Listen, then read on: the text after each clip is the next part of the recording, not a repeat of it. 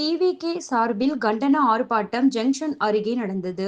மகளிர் தினத்தை முன்னிட்டு தமிழக வெற்றிக் கழகம் சார்பில் பெண்களுக்கு எதிரான குற்றங்களை தடுக்க வேண்டும் என வலியுறுத்தி கண்டன ஆர்ப்பாட்டம் தமிழகம் முழுவதும் நடைபெற்று வருகிறது. அந்த வகையில் திருச்சி ஜங்ஷன் வழிவிட முருகன் கோவில் அருகே திருச்சி மாநகர மாவட்டம் மேற்கு மற்றும் ஸ்ரீரங்கம் சட்டமன்ற தொகுதி சார்பில் கண்டன ஆர்ப்பாட்டம் காலை 10 மணிக்கு நடைபெற்றது. தமிழகத்தில் பெண்களுக்கு எதிராக நடைபெறும் குற்றங்களை தடுப்பதற்கு தவறிய திமுக அரசை கண்டித்து நடைபெற்ற இந்த கண்டன ஆர்ப்பாட்டத்தில் தமிழக வெற்றிக் கழகத்தினர் நூற்றுக்கணக்கானோர் கலந்து கொண்டு கண்டன கோஷங்கள் எழுப்பினர். பெண்களுக்கு பாதுகாப்பை உறுதிப்படுத்தும் வகையில் கையெழுத்து இயக்கம் துவங்கப்பட்டது என ஏராளமான பெண்கள் கையெழுத்திட்டனர்.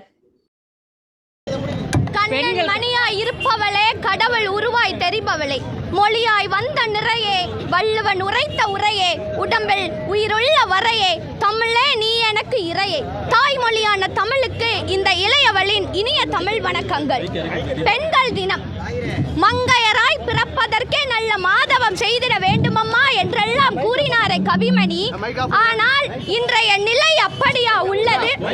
பெண் என்பவள் ஒரு தாயாகவும் மகளாகவும் தோழியாகவும் மனைவியாகவும் எல்லா நிலையிலும் நம்மை சுற்றி இருக்கிறாள் என்பதுதான் உண்மை.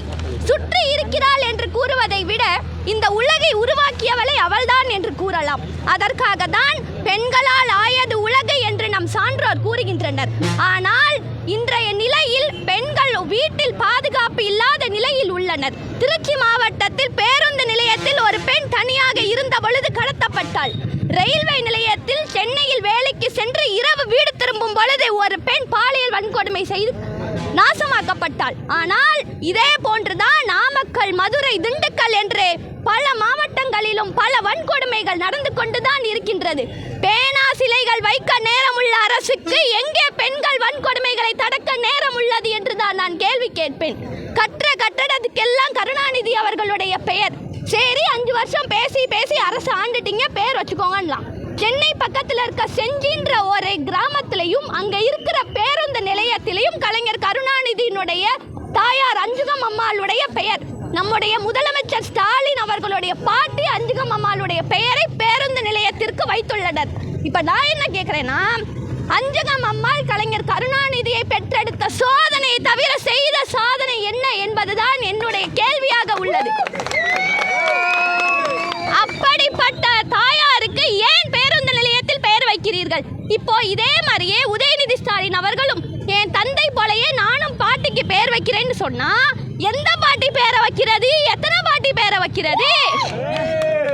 இதை தான் நான் இங்கே கூற விரும்புகின்றேன். அடுத்து உதயநிதி ஸ்டாலின் அவர்கள் கட்சி சேர்ந்த உடனேயே அமைச்சர் பதவி, அதாவது இளைஞரணி மாநில தலைவராக பொறுப்பேற்றார்.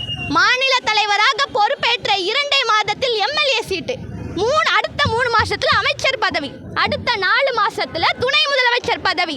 இதுல கட்சிக்காரங்க எல்லாரும் கேட்கறாங்க, நேத்து வந்தவங்க எல்லாம் இன்னைக்கு கட்சி ஆரம்பிக்கிறாங்க. இதே தான் நானும் கேட்கிறேன். நேத்து தானேங்க வந்தாரு உதயநிதி ஸ்டாலின், இன்னைக்கு துணை முதலமைச்சரா எப்படிங்க இருக்காரு? இதுதானேங்க நான் கேட்க விரும்புறது. இதை மாற்றுறதுக்காக தான் எங்களுடைய தளபதி அவர்கள் கட்சி ஆரம்பித்து மக்களுக்காக பல பணிகளை செய்து கொண்டு வருகின்றார். ஏழை பெண்களுக்கும் பாமர பெண்களுக்கும் பல திட்டங்களை வகுக்க உள்ளார். பெண்களுக்கு என்ன வேணும்? நீதியும் வேணும், நிதியும் வேணும். ஆனா இப்ப இருக்க அரசுல நீதியும் ஒரே குடும்பத்துல தான் இருக்கே தவிர ஊர்ல இருக்க யார் குடும்பத்திலயுமே கிடையாது. இதுதான் இங்கே நடக்கக்கூடிய உண்மை. இதை தட்டி கேட்பதற்காக தான் எங்களுடைய தலைவர் தளபதி அவர்கள் கட்சி ஆரம்பிச்சிருக்கார். அம்பேத்கருடைய கூற்றை நான் மேற்கோளாக கூற விரும்புகின்றேன். நாங்கள் காற்றாற்று வெள்ளத்தில் கரைந்து போவதற்கான களிமண்கள் அல்ல, அதே காற்றாற்று வெள்ளத்தின் திசை போக்கை மாற்றுவதற்காக வந்த கரும் பாறைகள் என்று நான் கூறிக்கொள்கின்றேன்.